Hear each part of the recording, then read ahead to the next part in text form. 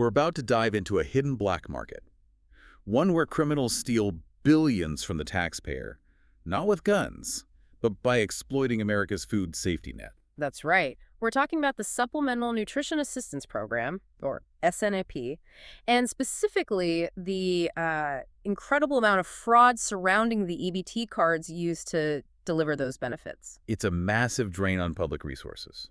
So let's just get right into the numbers. We are talking about organized crime siphoning an estimated, $4.7 billion a year? An incredible number. And that's nearly 4% of SNAP's entire annual budget. It's not just a rounding error. And this isn't some abstract problem. We just saw a really chilling example play out right here in Pennsylvania. We did. The case from Attorney General Sunday's office, it really pulls back the curtain on how sophisticated this has become. They charged 2 Pittsburgh business owners, Rachna Anwar and Munir Chaudhri. And not with simple theft. They were hit with multiple felonies, including running a corrupt organization. A corrupt organization. I mean, this wasn't just a simple mistake. This was a system. So what was the model? They were allegedly running a massive fencing operation. They weren't just taking the benefits. They were actively buying the EBT cards themselves. Right. From some of the most vulnerable people described in court papers as individuals struggling with, substance abuse. And they were paying pennies on the dollar, maybe 50% of the value. And then just using those cards like a debit card for their own businesses. Exactly. They were turning public assistance into a commercial subsidy for their private restaurants. They weren't just stealing cash. They were gaming the entire system. So they're using taxpayer funds to stock their own shelves. That's the scheme. And the scale. I mean, the indictment lays it all out. What are we talking about numbers-wise? Between just 2021 and 2025, they allegedly ran over 800 fraudulent transactions. 800. Totaling more than $178,000 in stolen benefits. And get this, they used 453 different EBT cards to do it. 453, so they'd buy a card, drain it.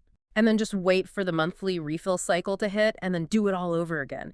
The card became a permanent stolen resource for them. And the laundering part was almost insultingly simple. It was. They'd just take these cards to bulk retailers, Sam's Club, Giant Eagle, and buy inventory. Beef, chicken, soda, basically eliminating their own food costs. So this model, it really shows that the big threat isn't some individual making a one-off mistake. No, not at all. It's organized, systemic schemes run by retailers and businesses who are exploiting the system for profit. That's why prosecutors hit them with that corrupt organization charge. It was a sustained criminal business plan. Okay, so the Pittsburgh case is a pretty stunning example of that kind of collusion. But it brings up a bigger question. How do we distinguish between this kind of, organized fraud and just simple administrative errors? That's a critical distinction to make. We basically have 2 categories. On one hand, you have fraud. The official term is intentional program violation, or IPV. Meaning you knowingly broke the rules. You knew what you were doing, whether you're the recipient or the retailer. Then you have errors, which are unintentional. Maybe a state agency miscalculates something, or a recipient forgets to report a change in income. And the numbers show a huge difference. The overall error rate, with all the mistakes included, can look pretty high, like almost 12% in 2023. Right, but that's everything. If you drill down to just the intentional retailer trafficking, the organized fraud we're talking about, that rate is estimated to be much, much lower, around 1.6%. So this is a targeted problem of intentional theft, not just a bureaucracy problem. Exactly. And within that theft, we see 2 main ways they do it. The first is what we saw in Pittsburgh, trafficking, the collusion model. The cash for benefits scheme. Yes. The retailer processes a fake purchase. Let's say they swipe an EBT card for $200, but instead of groceries, they just hand the recipient $100 in cash. And the store pockets the other 100. The store gets reimbursed the full $200 from the government. So yes, they pocket $100 for a transaction where no food ever changed hands. And that model lets them turn the benefits into liquid cash almost instantly. We saw another big case in PA that did exactly that, right? A convenience store ring that stole over $775,000. That's the collusion side. But the second way is, in some ways, even more insidious. It's called card compromise. This is the high-tech stuff. Skimming and cloning. Right. And this is predatory theft by, these large organized networks. They install hidden skimmers and tiny cameras on the card machines you use every day. And this gets to the core technological failure of the whole EBT system. It absolutely does. The reason this is even possible is because the vast majority of EBT cards still use outdated magnetic stripe technology. The kind of strike our credit cards had, 10 years ago? Exactly. And a magnetic stripe is incredibly easy to copy, to just clone onto a blank card. It's nothing like the secure chips that our bank cards all have now, which use encryption. So why haven't we switched? What's the hurdle to just mandating a shift to secure chip technology? It seems so obvious. Well, it's complicated. You've got bureaucratic inertia, for one. Then there's the massive cost of upgrading millions of payment terminals across the country. And it's a state-by-state system. It is. The federal government sets guidelines, but states handle the actual rollout. So you have this patchwork of legacy systems that creates huge, really attractive loopholes for criminals. And we're not just talking about petty criminals here. This connects to a much larger, frankly scarier, criminal ecosystem. We are talking about sophisticated, transnational crime syndicates. That's a fact that needs more public attention. A huge percentage of these EBT fraud cases are linked to these groups. Why are they so interested in food stamps? Because it's easy money. EBT fraud turns taxpayer dollars into untraceable liquid cash they can use to fund other crimes. We have direct evidence from cases where store owners were trading SNAP benefits for crack cocaine, heroin, and firearms. So let's just pause on that. We're saying public food assistance is literally being converted into street currency that finances drug trafficking and buys illegal guns. That's what's happening. It goes way beyond financial theft.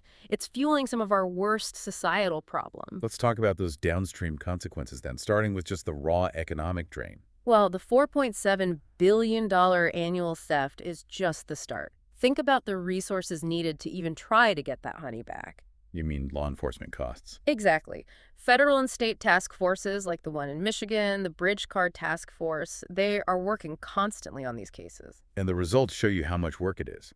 That one task force, since 2007, they got almost 200 guilty pleas and recovered $48 million in restitution. $48 million. That's a fraction of the problem, and it took years of police time, investigations, court filings.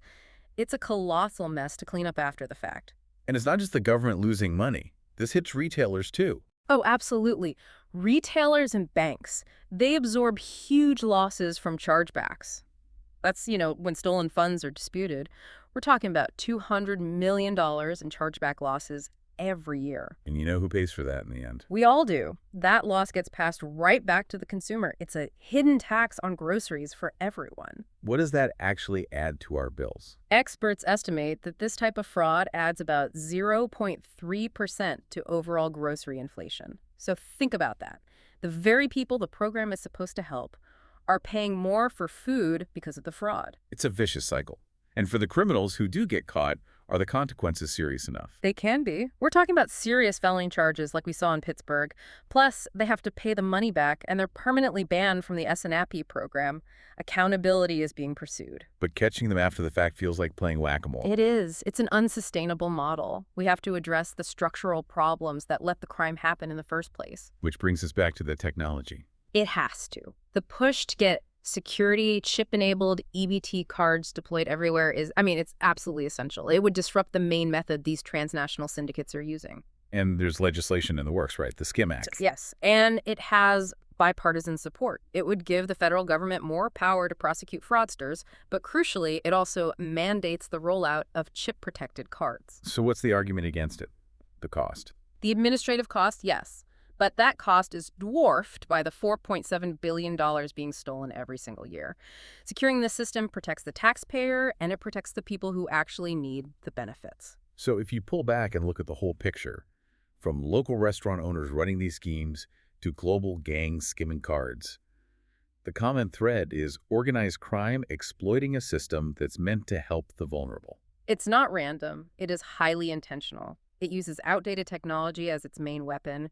It abuses people in desperate situations, and it forces a hidden tax on every single consumer at the grocery store. It really demands a more aggressive, technology-focused solution to restore some integrity to the program. It does. And that leads to a fundamental question you have to think about as a taxpayer and a consumer.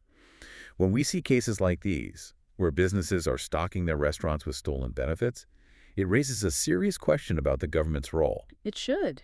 Should the government impose mandatory real-time monitoring of these transactions? And should it require the immediate nationwide shift to secure chip technology, regardless of the administrative cost? Just to ensure public funds actually feed people in need and stop subsidizing criminals. Think about that trade-off. A one-time implementation cost versus a nearly $5 billion hole being stolen from taxpayers year after year.